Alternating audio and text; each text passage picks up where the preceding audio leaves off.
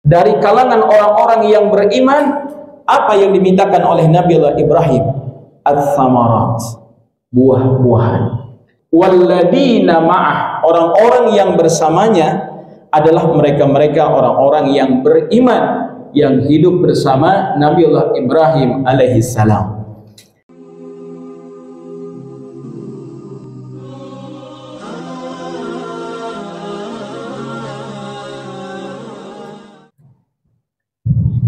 Bismillahirrahmanirrahim.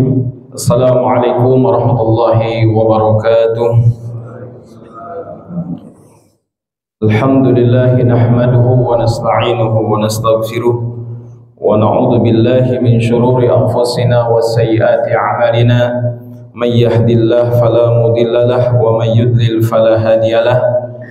Asyhadu an la ilaha illallah wahdahu la syarika lahu wa asyhadu anna Muhammadan 'abduhu wa rasuluh. Allahumma fassalli wa sallim wa barik ala nabiyyina Muhammadin wa ala alihi wa sahbihi wa man jahada fi sabilihi ila yaumiddin. Subhanaka la ilma lana illa ma 'allamtana innaka antal alimul hakim. Rabbi ishrah li sadri wa yassir li amri wahlul 'uqdatam min lisani yafqahu qawli. Allahumma inna nas'aluka ilman nafi'an wa rizqan tayyiban halalan mubarakan wa amalan mutaqabbala, amin ya rabbal alamin. Wa ba'du. Pertama-tama mari sama-sama kita panjatkan puja dan puji syukur kehadirat Allah Subhanahu wa taala. Di pagi hari yang penuh berkah ini Allah himpunkan kita di tempat yang suci dan mulia dalam rangka menunaikan kewajiban kita kepada Allah, terkhusus melaksanakan ibadah salat subuh berjamaah yang kita rangkaikan dengan talabul ilmi. Mudah-mudahan setiap ibadah yang kita tunaikan mendapatkan ridha dan diterima oleh Allah Subhanahu wa taala. Salawat dan salam semoga terlimpahkan atas qudwah hasanah kita baginda Nabi sallallahu alaihi wasallam, pada keluarganya, para sahabatnya, dan orang-orang yang istiqomah di jalannya. Semoga kita semua kelak di yaumil akhir diperkenankan oleh Allah Subhanahu wa taala untuk mendapatkan syafaat dari baginda Nabi sallallahu alaihi wasallam. Yang kami muliakan dan kami hormati Bapak Ketua dan segenap pengurus DKM Masjid Al-Ittihad Komplek Permata Cimanggis, juga seluruh para asatiz, para asatizah, para tokoh masyarakat, para tokoh agama, khususnya di lingkungan Masjid Al-Ittihad, para jamaah, bapak-bapak dan ibu-ibu sekalian yang insyaallah senantiasa dicucurkan rahmat dan keberkahan oleh Allah Subhanahu wa taala. Hadirin yang dimuliakan Allah Subhanahu wa taala, alhamdulillah di pagi hari ini Allah memberikan kepada kita kesempatan kembali untuk bersama-sama duduk di majlis ini, tentu dengan harapan Allah dapat mencucurkan kepada kita rahmat dan ampunannya, keberkahannya, sekaligus juga kita mendapatkan doa dari Nabi sallallahu alaihi wasallam sebagaimana dalam hadis disampaikan, Allahumma barik li ummati fi bukuriha. Ya Allah, berkahi umatku di pagi harinya. Mudah-mudahan doa ini disampaikan oleh Allah kepada kita sekalipun kita tidak mendapati Rasul sallallahu alaihi wasallam dalam keadaan hidup, tapi yakin bahwa doa ini akan sampai kepada kita semua insyaallah. Hadirin jamaah sekalian yang dirahmati Allah Subhanahu wa taala, tadi temanya adalah menjadikan Nabi Ibrahim teladan atau mengambil keteladanan dari Nabiullah Ibrahim dan juga Nabiullah Ismail alaihissalam.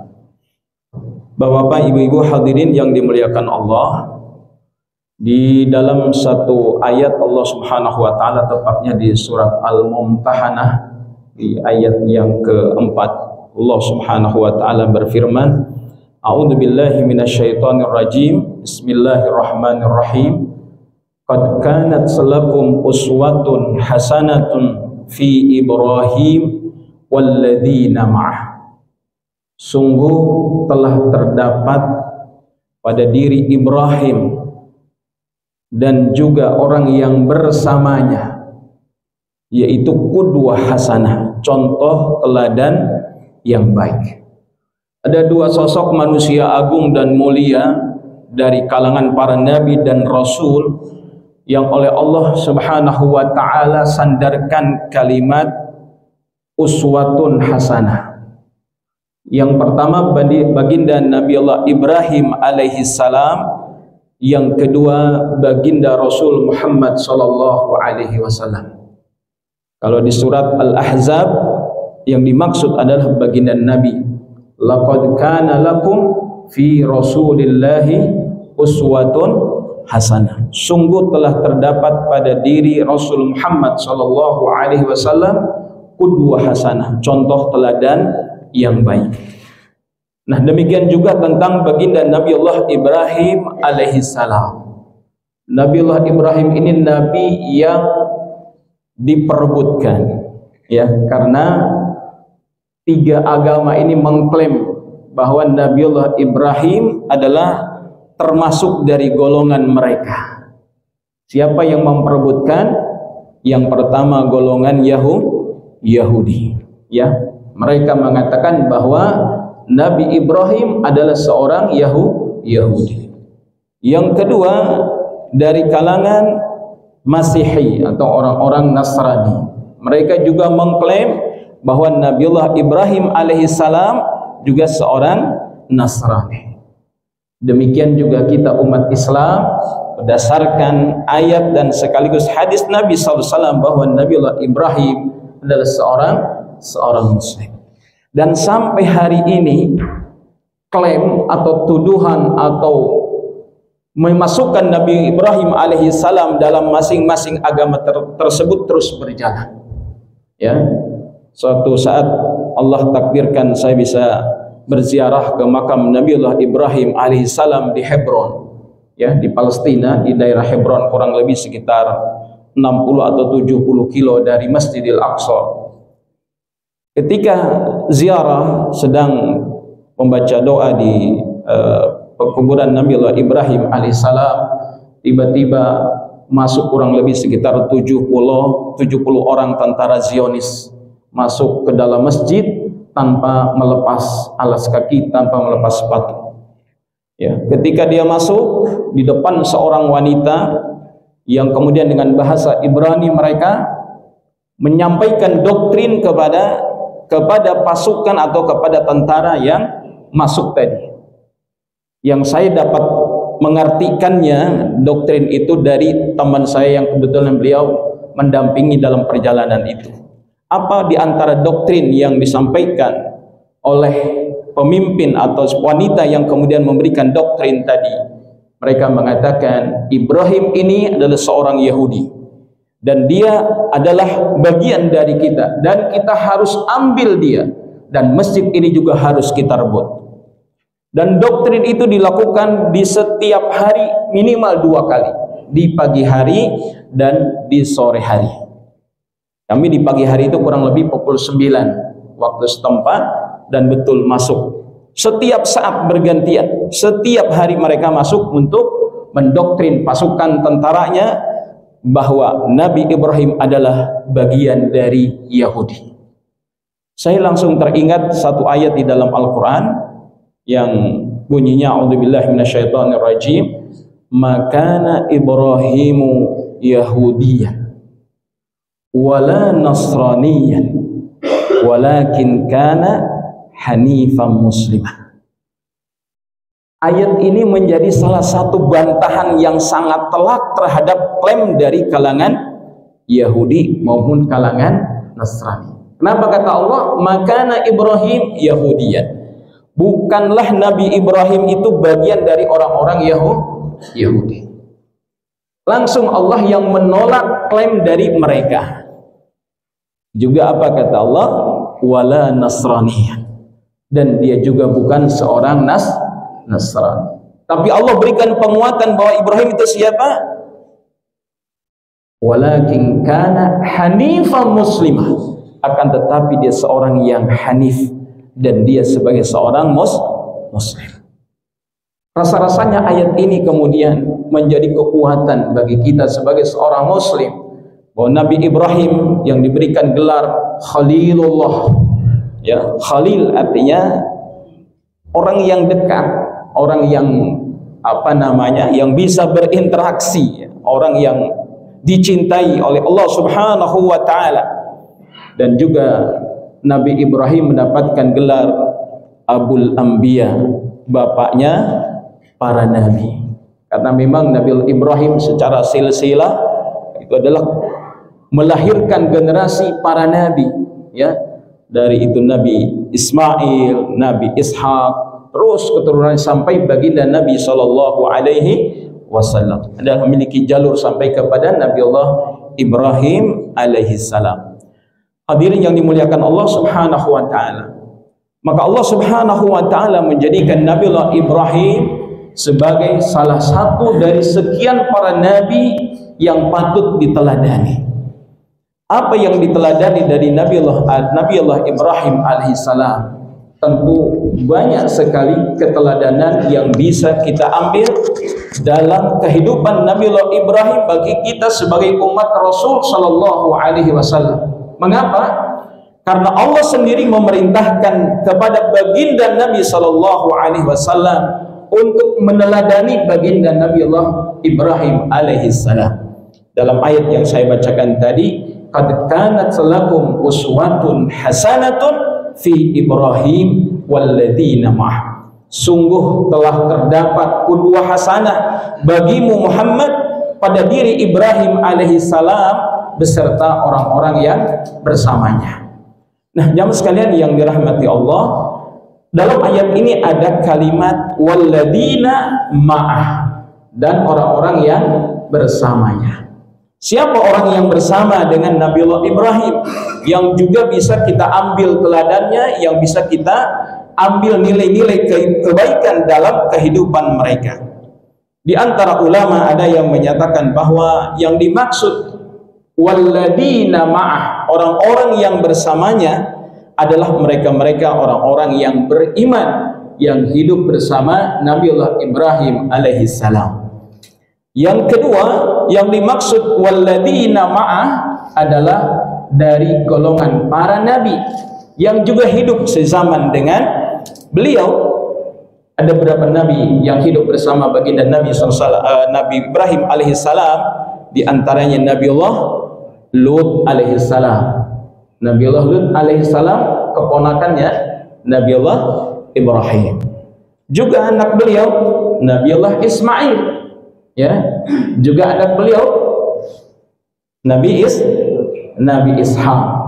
Juga istri beliau Siti Sarah, ya. Sebagian ulama menyebutkannya walladzina ma'ah adalah Nabi Allah Ismail, Nabi Allah Ishak, Nabi Allah Lut alaihissalam bersama Siti Sarah. Walaupun kemudian ada ulama juga yang mengkategorikan di dalam walladzina ma'ah, orang-orang yang bersamanya adalah keluarga dan orang-orang yang beriman yang hidup bersama dengan Nabi Allah Ibrahim alaihissalam. Hadirin yang dimuliakan Allah Subhanahu wa taala, di dalam surat Yusuf Allah Subhanahu wa taala berfirman, a'udzubillahi minasyaitonir rajim, laqad kana fi qasasihim ibratun liulil albab ma kana hadithan yuftara walakin tasdiqal ladzi baina yadayhi wa tafsila kulli syai' wa hudaw wa rahmatan liqaumin yu'minun. Sungguh pada kisah-kisah mereka itu terdapat pengajaran bagi orang-orang yang mempunyai akal. Al-Quran itu bukanlah cerita yang dibuat-buat, tetapi membenarkan kitab-kitab yang sebelumnya, menjelaskan segala sesuatu dan sebagai petunjuk dan rahmat bagi orang-orang yang beriman. Yang dimaksud dalam ayat ini, laqad kana fi qasasihim, sungguh pada kisah-kisah mereka. Para ulama menafsirkan termasuk kisah para Nabiullah yang Allah utus di muka bumi, termasuk di dalamnya adalah Nabiullah Ibrahim, Nabiullah Ismail, Nabiullah Ishak, dan juga Nabiullah Lut alaihi salam. Nah, jamaah sekalian yang dirahmati Allah Subhanahu wa taala, Nabiullah Ibrahim alaihissalam, beliau memiliki keutamaan yang sangat banyak sekali, ya. Dan di antara keutamaan Nabiullah Ibrahim alaihissalam, beliau memiliki sifat yang disebut dengan Al-Halim, ya, Al-Halim. Ya, Al-Halim ini biasa ada yang menerjemahkan dengan sabar. Tapi para ulama sepakat bahwa Al-Halim, sifat yang mulia ini melebihi dari sifat sabar. Dia bagian dari sabar, kesabaran, tapi posisinya melebihi dari sifat sabar pada umumnya. Sehingga orang yang diberikan julukan Al-Halim adalah mereka yang memiliki tingkat kesabaran yang tinggi. Dan memang benar Allah Subhanahu wa taala menggolongkan Nabiullah Ibrahim alaihissalam termasuk dari kalangan nabi dan rasul yang diberikan julukan ulul azmi. Siapa mereka yang dimaksud ulul azmi? Ya, di antaranya Nabiullah Ibrahim, Nabiullah Musa, Nabiullah Muhammad sallallahu alaihi wasallam, juga beberapa nabi yang lain yang disebutkan dalam Al-Qur'an. Ada 7 dari kalangan para nabi yang mendapatkan gelar ulul azmi. Kenapa mereka diberi julukan ulul azmi? Karena mereka mendapatkan ujian dalam dakwahnya yang begitu berat. Ketika mereka menyampaikan dakwah dan risalah kepada kaumnya, mereka mendapatkan penolakan yang begitu kuat dari kaumnya. Bahkan tidak hanya penolakan secara lisan, tapi bahkan sampai kepada ancaman pembunuhan.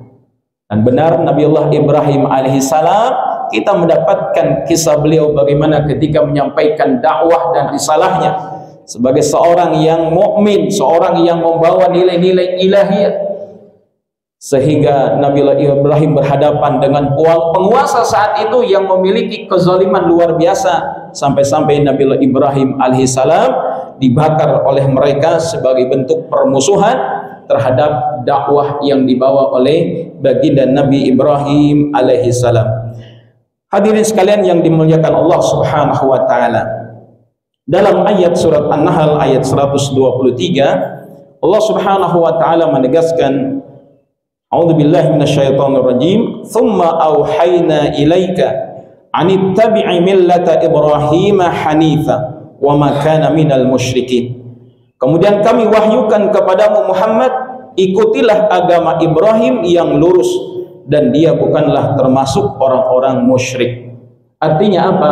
Nabiullah Ibrahim diteladani yang paling utama adalah keimanannya.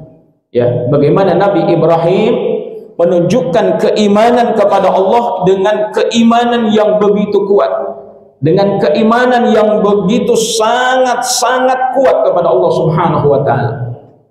Sehingga Allah Subhanahu wa taala memuji Nabi Ibrahim, keimanan ini di luar kebiasaan. Ya, biasanya diuji dengan kaumnya yang kemudian menzalimi dan lain sebagainya. Nabi Ibrahim tidak hanya itu. Bahkan ada satu ujian yang sangat besar. Apa di antara ujian yang sangat besar itu? Yaitu diperintahkan menyembelih anaknya Ismail alaihissalam. Sekilas kalau kita membaca sirah ya, Nabawiyah dan sirah Qisasul Anbiya, ketika Nabi Ibrahim alaihissalam setelah menikahi Siti Hajar atas usul siapa? Siti Sarah, ya, yang mengusulkan agar Nabi Ibrahim ya menikah kembali adalah Siti Sarah. Kenapa? Dari Siti Sarah Nabiullah Ibrahim belum mendapatkan keturunan. Masya Allah ya. Karena beliau sudah berusia saat itu dalam riwayat 80 tahun, 89 tahun beliau belum mendapatkan keturunan. Memang takdir Allah Subhanahu wa taala memberikan ujian kepada beliau. Tentu seorang ayah menginginkan agar risalah dakwahnya bisa dilanjutkan, itu selalu memohon kepada Allah Subhanahu wa taala. Dan Nabi Ibrahim hidupnya selalu dipenuhi dengan doa dan harapan kepada Allah Subhanahu wa taala. Di antara doa yang Nabi Ibrahim panjatkan, Rabbi habli minas shalihin. Ya, dan ini boleh kita ulang-ulang doa ini, ya, agar kita diberikan oleh Allah keturunan anak-anak yang saleh, agar kita diberikan oleh Allah Subhanahu wa taala mampu mendidik anak-anak kita dengan anak-anak yang saleh, yang berbakti, yang taat kepada Allah dan Rasulnya. Dan yang juga Nabi Ibrahim lakukan adalah memperbanyak doa. Ya, ini doa yang sangat luar biasa, ya. Tidak hanya mendoakan anaknya saja, tapi termasuk keturunannya, ya, anak dan keturunannya. Ketika Nabiullah Ibrahim dianugerahkan oleh Allah Subhanahu wa taala putra bernama Ismail, maka Siti Sarah menyesal, gitu ya. Ceritakan menyesal kenapa nyuruh menikah Nabi Ibrahim. Maka kemudian Nabi Ibrahim dapatkan perintah dari Allah untuk membawa Nabi Ismail dan Siti Hajar ke lembah tanah haram sekarang Mekah, ya, atas perintah Allah Subhanahu wa taala. Bayangkan ketika Nabi Ibrahim masih begitu senang-senangnya mendapatkan anak yang masih bayi, lalu kemudian diperintahkan untuk meninggalkan di tempat yang di ghairi dzar'in, yang tidak ada tanaman-tanaman, tidak ada tumbuh-tumbuhan yang bisa dikonsumsi. Ini kira-kira kalau istilah sekarang apa Pak? Buang anak, ya. Masya Allah. Nabi Ibrahim diuji oleh Allah Subhanahu wa taala supaya diantarkan Siti Hajar dan Nabiullah Ismail di tempat yang tidak ada tanaman-tanaman yang bisa dikonsumsi. Ya, kalau toh ada kaktus yang tidak bisa dimakan. Tapi Masya Allah, karena perintah Allah Subhanahu wa taala, Nabiullah Ibrahim mengantarkan Siti Hajar dan juga Nabi Ismail. Dan itu juga tidak ditinggalkan makanan bekal untuk sekian hari, sekian bulan, apalagi sekian tahun. Tidak ditinggalkan apa-apa. Bahkan makanan dan minuman mereka tidak ditinggalkan. Sampai ketika mereka, Siti Hajar dan Nabiullah Ismail, kehausan. Apa yang dilakukan oleh Siti Hajar? Mencari air dengan berlari-lari kecil antara Bukit Safa dan Bukit Marwah, disebut dengan sa'i. Masya Allah, ya. Di saat itu kebayang nggak Bapak Ibu sekalian, ya, seorang istri ditinggal oleh suami yang dicintainya, ya, untuk kemudian ditinggal hanya berdua di tempat itu. Tapi subhanallah, Allah Subhanahu wa taala memerintahkan Nabi Ibrahim, ya, untuk meminta kepada Allah. Salah satu permintaan Nabiullah Ibrahim alaihissalam adalah meminta kepada Allah agar apa? Warzuq ahlahu minats tsamarat. Berikanlah rezeki buah-buahan kepada penduduk Mekah ini. Kira-kira secara akal di tempat yang gersang minta buah-buahan, ini masuk akal nggak kira-kira? Ya, dan Nabi Ibrahim mengungkapkan doanya, beliau pilih, beliau tidak minta pohon-pohonan, tapi minta buah. Kira-kira ada pohon yang nggak berbuah nggak, Pak? Ada, ya, banyak pohon yang tidak berbuah, ya. Tapi Nabi Ibrahim memintanya kepada Allah apa? Buah. Artinya sekalipun tidak ada pohonnya di tempat itu, tidak ada tumbuhannya di tempat itu, tapi yang dimakan adalah buahnya, maka datangkanlah buah-buah itu dari seluruh penjuru dunia untuk hadir menjadi rezeki bagi orang-orang yang beriman di kota Mekah. Dan Bapak Ibu silahkan perhatikan ketika berangkat haji, berangkat umrah, di kanan kiri kita pedagang buah, di toko-toko, ya, di supermarket banyak sekali buah-buahan. Bahkan durian juga ada Pak di sana. Jadi kalau bapak-bapak mau umroh senang durian, bisa beli Pak nanti insya Allah di Bin Daud gitu, ya. Sampai-sampai penunggu atau apa namanya, ya, penjaga pedagang itu, ketika saya tanya nama buahnya aja nggak tahu. Ya, saya tanya, ya Muhammad, Mas Muhammad, saya bilang apa namanya ini? Saya tunjuk buah durian dalam Ma'arif. Ma fihina syajar. Di sini tidak ada pohonnya. Ada Indonesia ya Muhammad. Saya bilang ini dari Indonesia. Indonesia kasir. Saya bilang, saya tanya, kamu sudah pernah makan ini? Saya bilang, mana saya berani makan gitu. Ini yang beli lagi orang Indonesia katanya. Jadi orang Indonesia yang umroh gitu ya, lihat durian, nah di sini udah kangen, mungkin 1 pekan nggak beli durian, dibelinya. Berapa Pak satu butirnya? Hampir 1 juta. Ya, Masya Allah. Saya bilang, asma' hada yani waqihan ismuhu Abu Syauq. Saya bilang, saya mendengar orang Arab menyebutnya ini namanya Abu Syauq. Syauq itu duri, karena banyak tambahin abu. Nah, banyak durinya kan, jadi Abu Syauq. Nah, gitu ya. Di sebelahnya ada lagi rambutan. Ya, saya tanya lagi, ini buah apa? Dia nggak tahu juga. Ya, saya bilang Indonesia ada ismu rambutan. Rambutnya ini asy'ar. Rambut itu ini saya bilang. Lakin hada kathir sy'ar idan ismu Abu Syu'ur. Ya, bapaknya rambut karena banyak rambutnya. Ya, ketawa dia adalah Indonesia, Masya Allah, ada banyak buah-buahan yang di sini nggak ada gitu ya.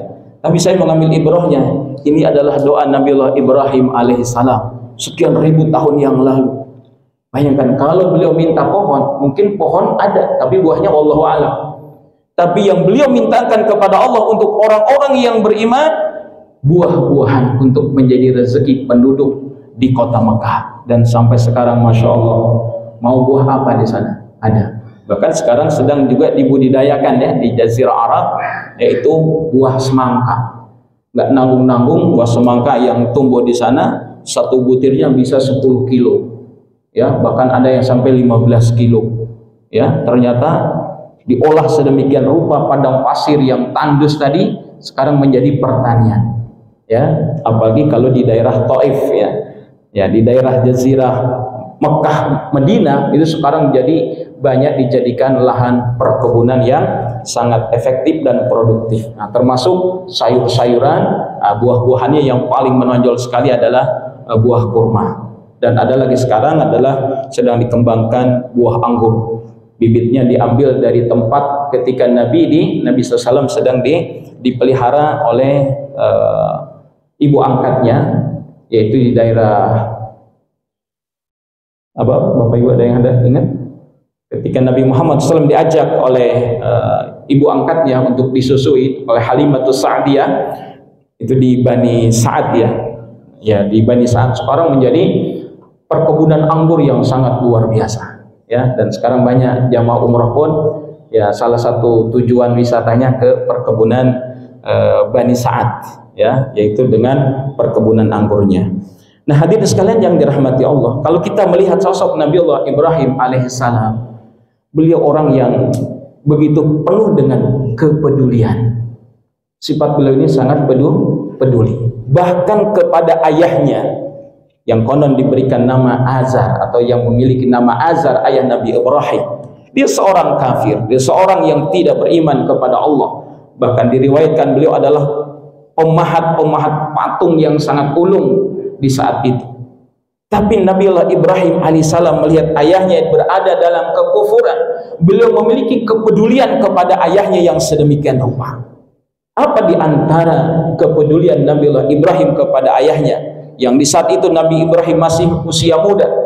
Beliau mengatakan, sa'astaghfirulaka Rabbi, aku akan mintakan ampunan untukmu wahai ayahku.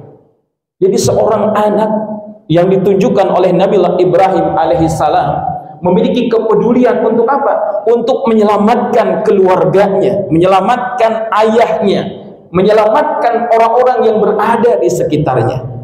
Nah, keteladanan ini tentu harus dimiliki oleh kita.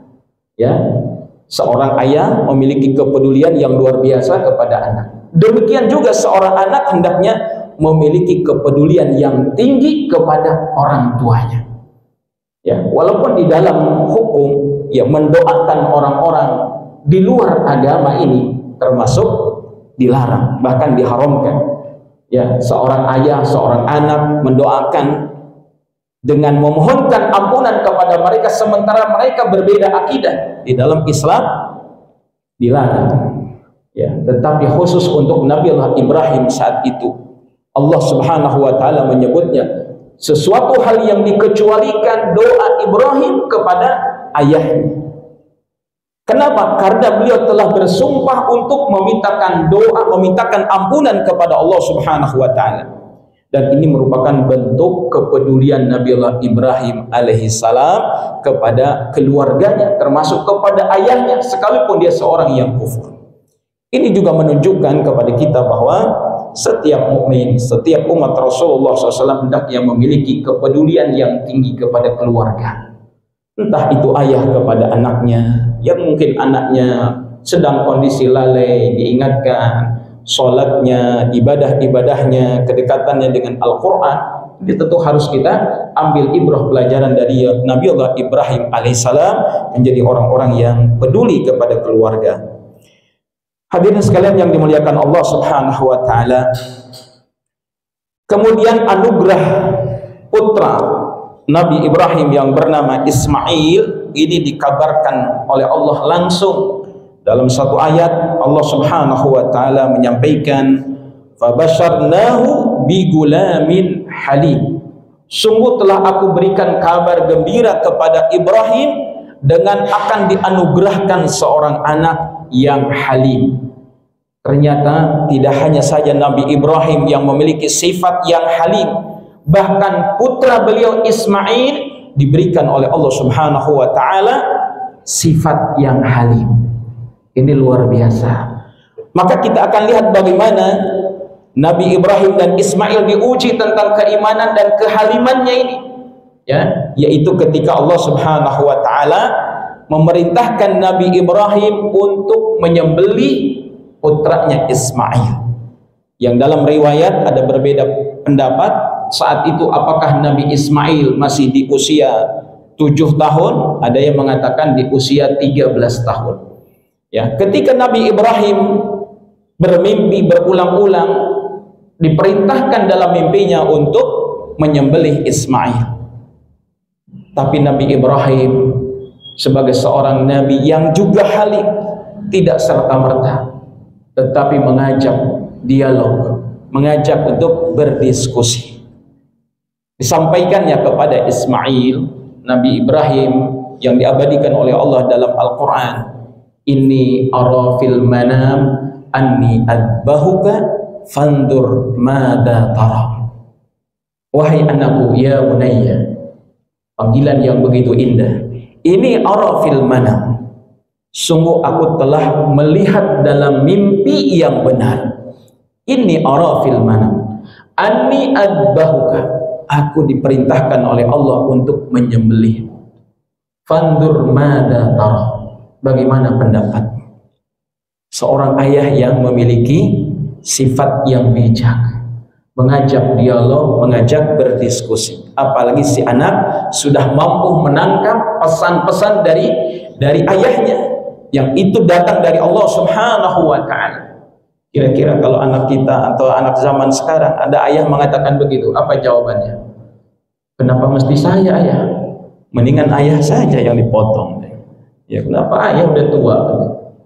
Bisa jadi mungkin anak zaman sekarang bisa mengatakan seperti itu. Na'udzubillah.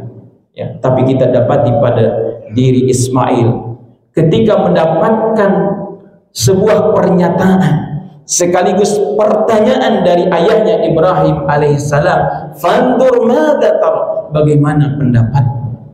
Maka kemudian Nabiullah Ismail dengan kalimat yang indah beliau menjawab, "Ya abati fa'al ma tu'mar satajiduni insyaallahu minas sabirin." Wahai ayahku, kalau tadi dia dipanggil oleh ayahnya, ya bunayya, wahai anakku. Sekarang sang anak berbalik memanggil dengan panggilan yang begitu indah kepada ayah yang dicintainya. Ya abadi, wahai ayahku. If'al ma tu'mar, lakukan, kerjakan apa yang diperintahkan Allah kepadamu. Satajiduni insyaallahu minas sabirin. Niscaya insyaallah akan mendapatiku sosok seorang yang sabar. Inilah sifat halim yang Allah anugerahkan kepada Nabiullah Ismail alaihissalam. Tidak hanya bersabar, mungkin kalau bersabar bisa saja dia menolak, sekalipun dia penolakannya mungkin dengan bahasa yang halus. Tapi karena yang dianugerahkan oleh Allah sifat halim kepada Nabiullah Ismail, maka jawabannya if'al ma tu'mar, lakukan. Artinya memberikan dukungan kepada sang ayah untuk melakukan perintah Allah. Jadi kalau sabar, mungkin bisa saja orang berdiam, tidak memberikan reaksi apa-apa. Itu bisa dikatakan sabar, walaupun sebenarnya sabar itu sendiri bukan berarti diam. Tapi halim tidak hanya memberikan sikap yang positif, tapi bahkan memberikan dukungan yang kuat untuk melakukan ketaatan kepada Allah Subhanahu wa taala. Ini diantara makna al-halim. Ya, selain dia bersabar, tapi juga mendukung siapapun untuk menunaikan sebuah perintah dan ketaatan kepada Allah dengan ketaatan yang luar biasa. Nah, oleh karena itu hadirin yang dimuliakan Allah Subhanahu wa taala, sifat halim ini sangat dibutuhkan oleh kita dalam kehidupan kita. Insya Allah kita sudah termasuk orang-orang sabar. Buktinya apa Ustaz? Buktinya kita bangun malam, ya, tahajud, dalam waktu dingin-dingin pergi ke masjid. Ini kalau tidak sabar, saya yakin nggak akan datang, ya Ustaz. Ya, dengar seruan adzan as-salatu khairum minan naum, yang terdengar apa? Salat dan naun-naun. Nah, ini kan bahaya gitu ya. Kenapa? Tadi sabarnya nggak ada. Tapi begitu dengar kalimat as-salatu khairum minan naum, bergegas bangun, berwudu, berpakaian rapi, datang ke masjid. Ini menunjukkan kesabaran. Sebab ibadah itu kalau tidak sabar ya susah juga. Ya, kalau tidak sabar. Maka insya Allah saya yakin kita semua sudah sabar. Tinggal mungkin menambahkan sifat halim dalam kehidupan kita, sebagaimana Allah anugerahkan sifat halim itu kepada Nabiullah Ibrahim, juga kepada putra beliau Nabiullah Ismail alaihissalam. Hadirin yang dimuliakan Allah Subhanahu wa taala, dari sekian banyak qudwah hasanah, keteladanan dari Nabiullah Ibrahim alaihissalam, juga Nabiullah Ismail alaihissalam, maka Allah Subhanahu wa taala jadikan beliau berdua, khususnya bahkan orang-orang yang bersamanya, untuk diambil pelajaran, untuk diambil qudwah hasanahnya, sehingga dalam kehidupan kita, berumah tangga kita, karena banyak nilai yang bisa kita dapatkan dari rumah tangga Nabiullah Ibrahim alaihissalam.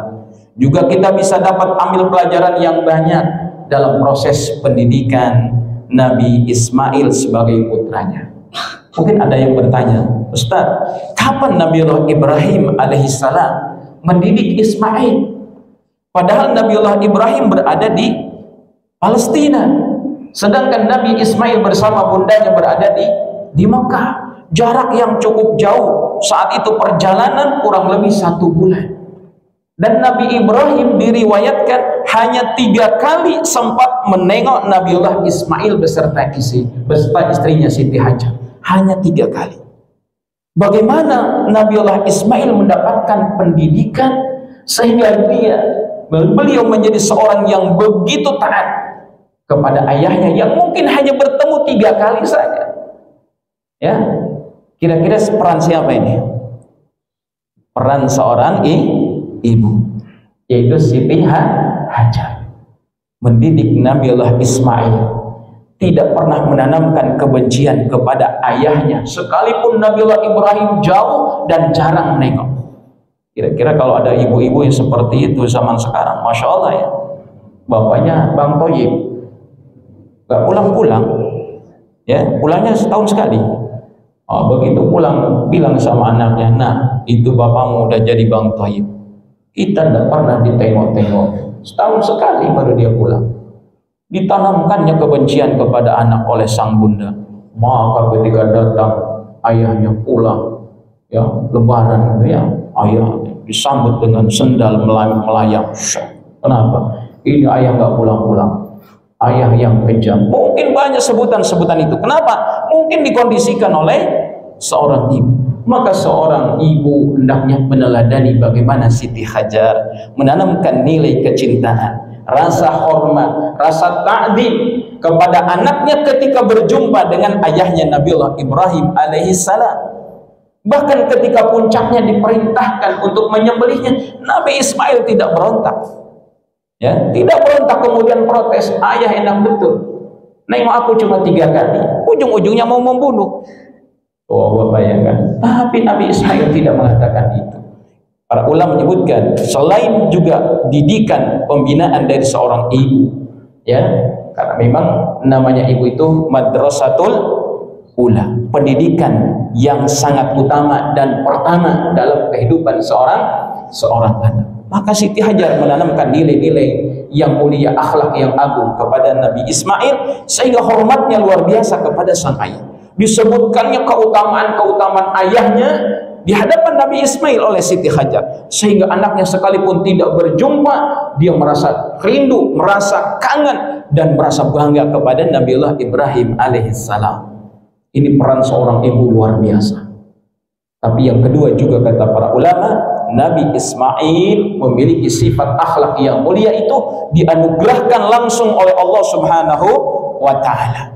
Tadi di doa yang di ayat yang Allah Subhanahu wa taala turunkan, fabashshirhu bi gulamin halim.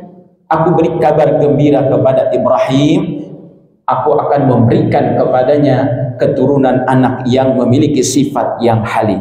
Jadi ini langsung intervensi Allah, ya, intervensi Allah dari doa Nabi Ibrahim, Rabbi habli minas salihin, maka Allah kabulkan, lalu kemudian Allah jadikan Nabi Ismail sebagai seorang yang halim. Ini artinya bahwa kita harus selalu mendoakan anak kita, dan doanya doa yang baik-baik. Sekalipun marah manggil anak kita, jangan kemudian menyebut mohon maaf, ya, apa yang ada di Ragunan disebut semuanya. Tapi biar marah panggillah anak kita, wahai calon presiden, dan apa gitu. Itu doa. Karena bisa jadi ketika kita memanggil anak kita, di situ ada doa yang diaminkan oleh para malaikat. Kita tidak tahu. Saya masih teringat sampai sekarang, ya, ketika saya tinggal di Condet. Kemudian saya mau ngantar surat, ya, tahun 97 kurang lebih, ya, saya mau ngantar surat kirim ke keluarga di Palu di Sulawesi Tengah. Saya kirim ke kantor pos. Waktu mau pulang kemudian hujan rintik-rintik. Akhirnya saya duduk sejenak di depan kantor pos, ya, ada tempat duduk, saya duduk situ. Di depan kantor pos itu ada pohon jambu. Anak-anak di sekitaran situ main naik di pohon jambu itu, ya. Nggak ada buahnya sih jambunya, dia bermain-main aja sih. Udah hujan gerimis-gerimis, datanglah ibu-ibu, ayo anak-anak pulang, hujan ini, katanya. Sambar geledek loh nanti.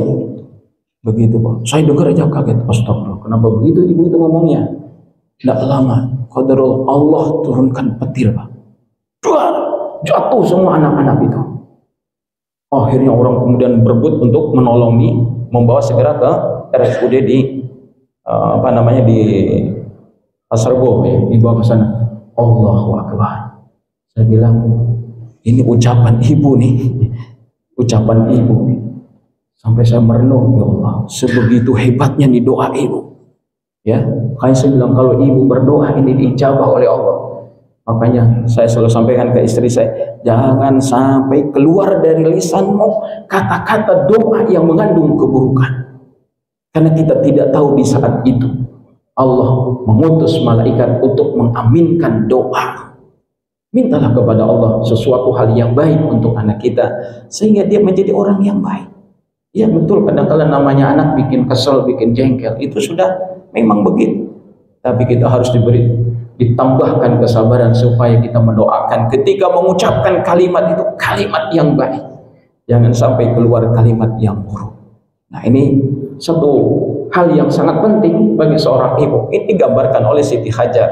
Tentu tidak pernah mengatakan kalimat-kalimat yang buruk, apalagi mendoakan yang buruk. Bahkan kepada sang suami yang mungkin jarang menengoknya pun terus disampaikan kebaikan-kebaikan itu. Yang berikutnya juga hal yang sangat penting bagi kita sebagai ayah dalam proses pendidikan anak, ya. Ketika anak mungkin baru usia 0 sampai usia mungkin 6 tahun, itu di saat-saat kita banyak menanamkan nilai-nilai ilahiyah dengan mendoakan, dengan membacakan zikir, dengan membacakan Al-Quran. Ini insya Allah akan berbekas di hati mereka. Bahkan ketika ada seorang anak hafid Quran yang biasa tampil di TV namanya Musa, ketika ayah bundanya ditanya, apa yang Anda lakukan sehingga anak Anda yang usia baru 6 tahun ini sudah hafal 30 juz? Ketika ikut lomba di Arab Saudi menjadi pemenangnya, Masya Allah.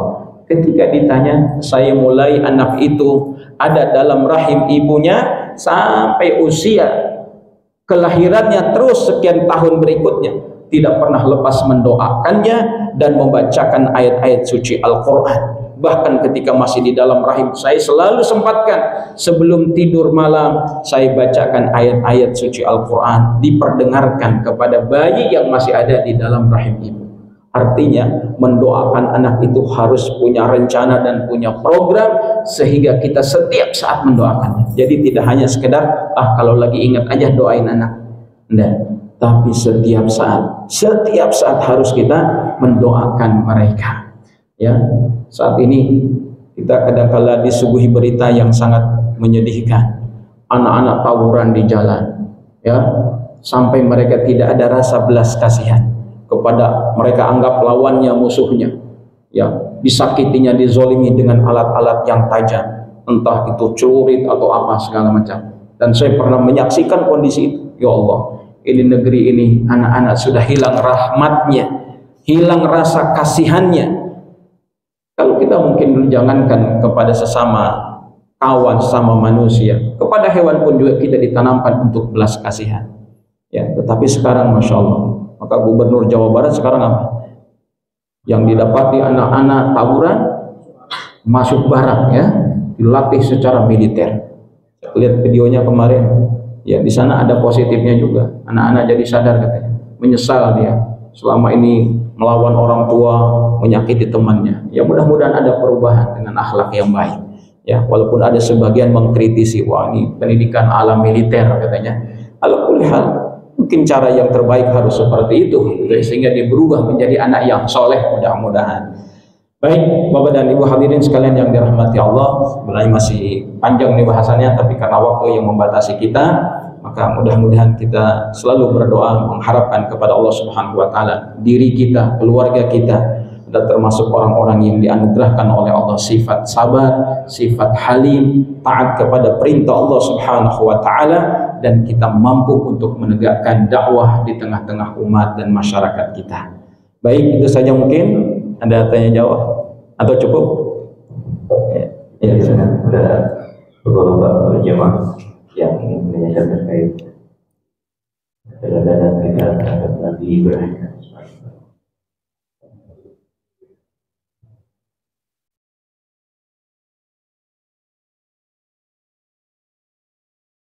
Pak Tris, mungkin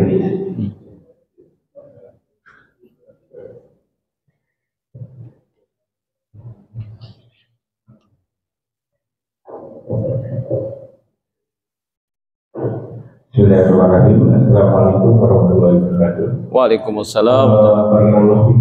Ustaz, materi pada pagi hari ini tadi sangat menarik, terutama untuk yang konteks gimana kita cara pola pendidikan ya, Ustaz ya. Seperti yang kita ketahui, mungkin saat ini ya cukup prihatin juga yang kita lihat yang ada di luar sana. Bagaimana pola pendidikan yang seharusnya yang harusnya kita terapkan untuk saat ini, karena ternyata kan tantangannya kan bukan cuma di lingkungan keluarga kita saja, di luar sana itu ternyata lebih kencang tantangannya itu. Terus yang kedua, tadi terkait dengan hidayah Islam. Yang pertama kan kita ketahui bahwa emang ujian dari zaman Nabi itu jauh sekali lebih berat dibanding ujian kita untuk saat ini ya. Seperti tadi kan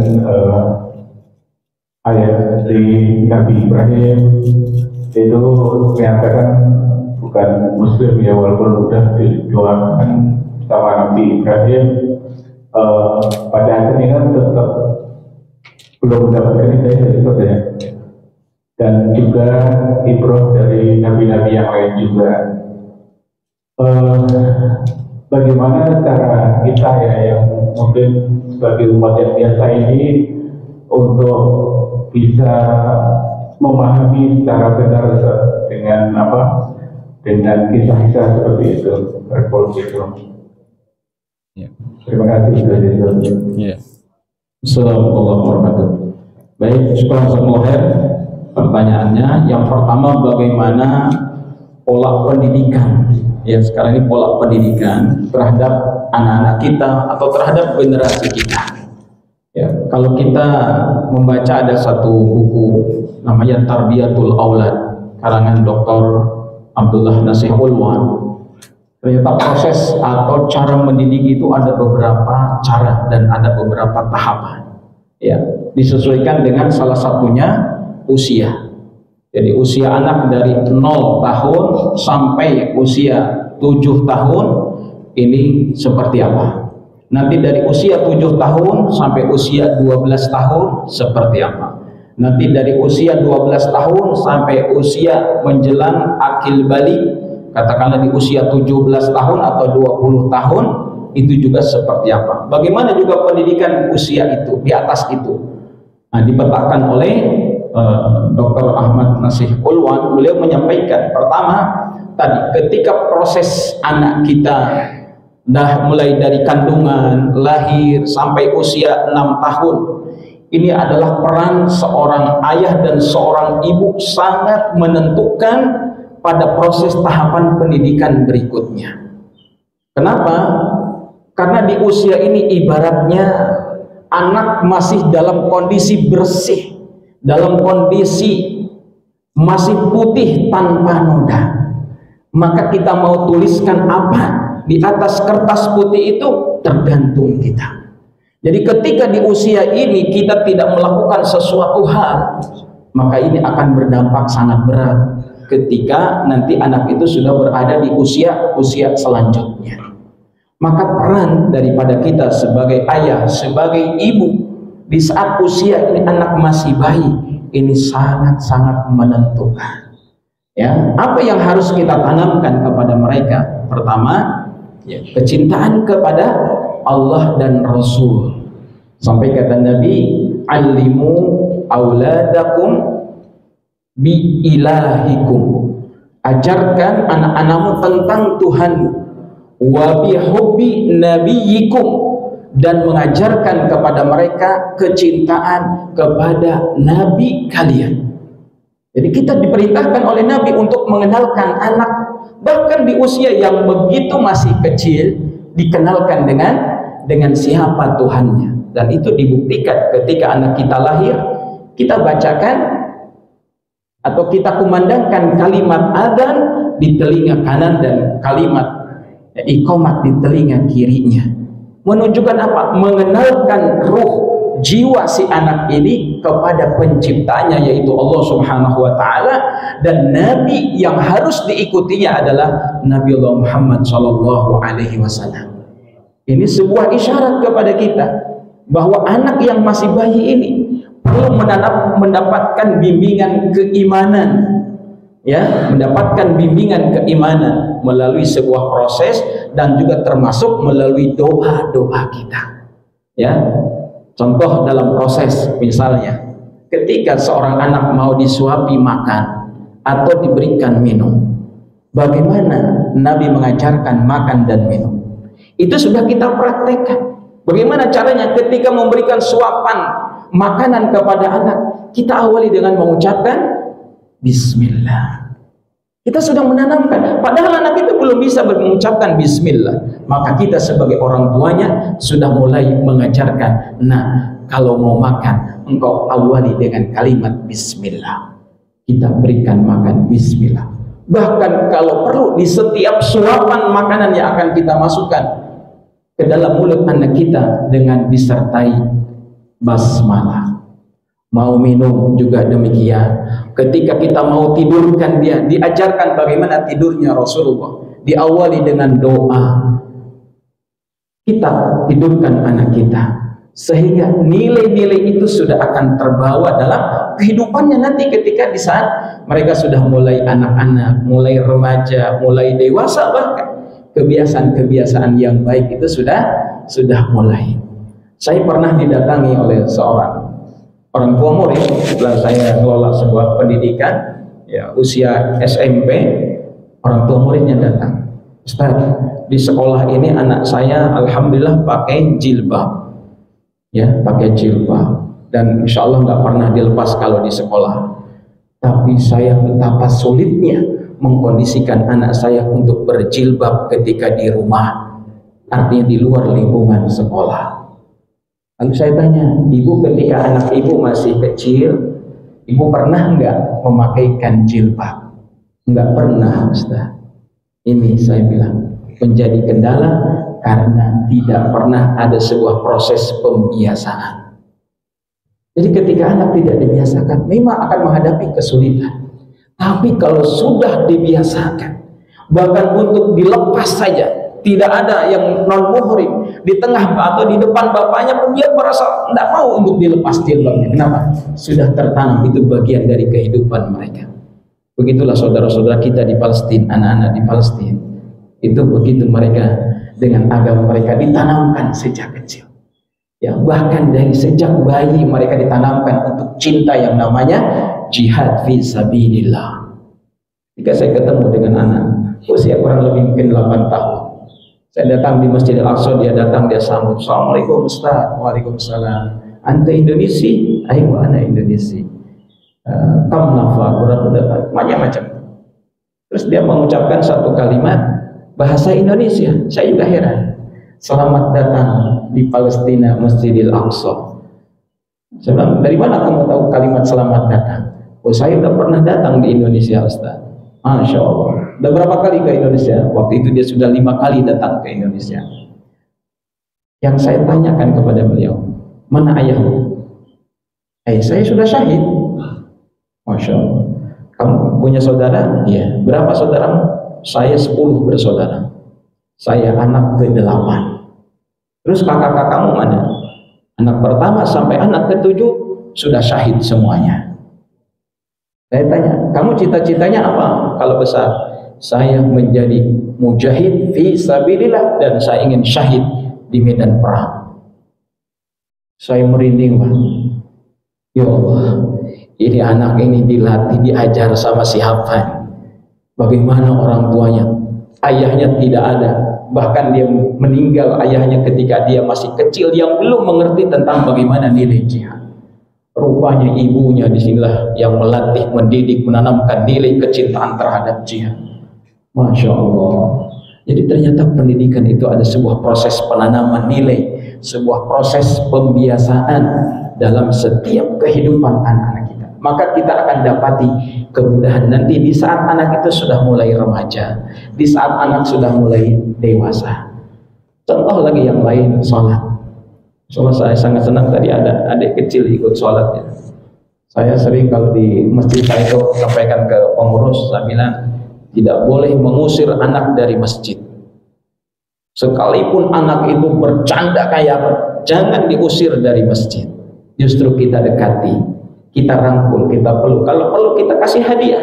Terima kasih nak, engkau sudah datang memakmurkan masjid. Yuk kita duduk rapih di masjid. Daripada oleh pengurus, mungkin oleh orang tua yang ada di masjid, anak bercanda langsung pulang dari rumah suruh ke masjid, dari masjid suruh pulang. Akhirnya dia mampir di tempat PS. Ibunya nyangka, alhamdulillah ini sampai isya anak saya nggak pulang di masjid. Orang lain udah pulang semua, anaknya belum pulang. Jam 9 malam baru pulang. Nah, kamu zikir apa dibaca di masjid kok panjang sekali, jam 9 belum pulang? Kata anaknya, aku tadi suruh pulang mah dari masjid. Siapa yang nyuruh pulang? Orang masjid. Kamu bercanda? Emang iya saya bercanda. Terus kamu kemana? Ke PS. Allah, anak kita dapat pendidikan apa kira-kira di PS? Ya, bayangkan. Apalagi zaman sekarang, bukan nanti harus datang di PS, handphone mereka sudah dipegangin satu-satu.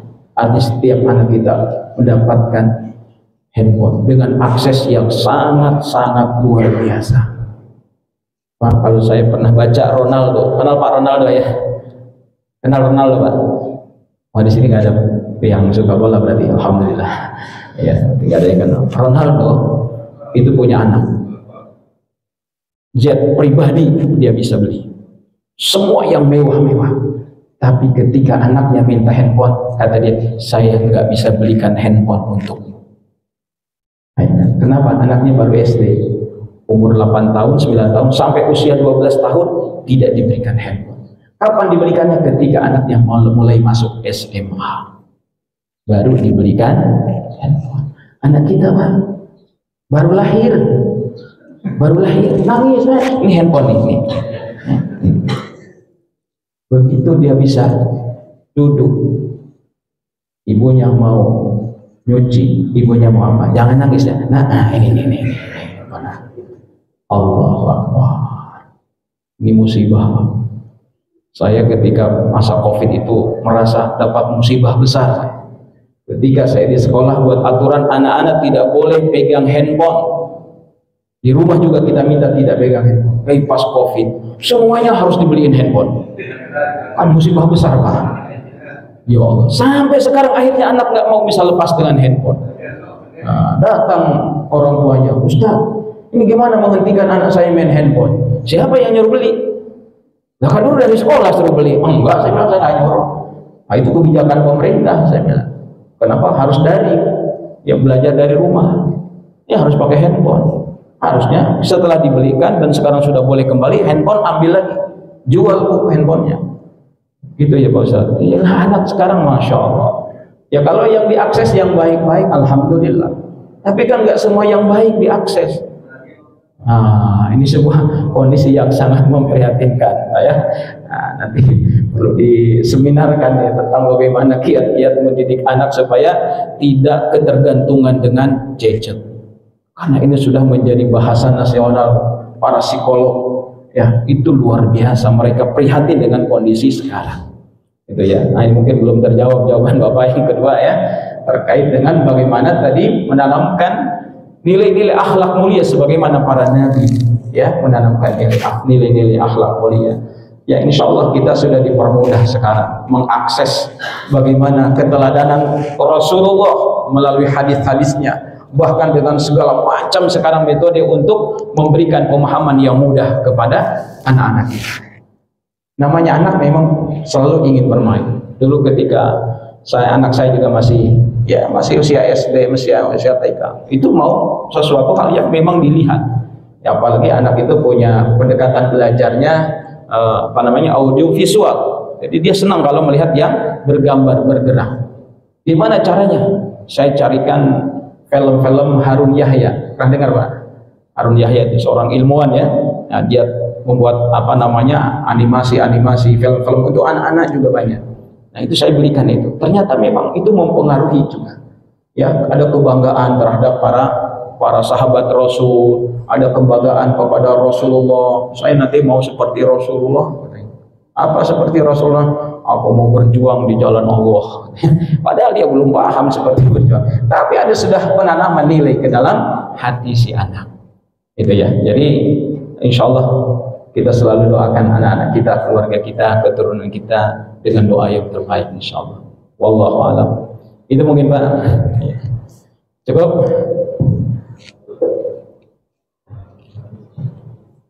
Itu sudah cukup tanpa terasa. Ada lagi.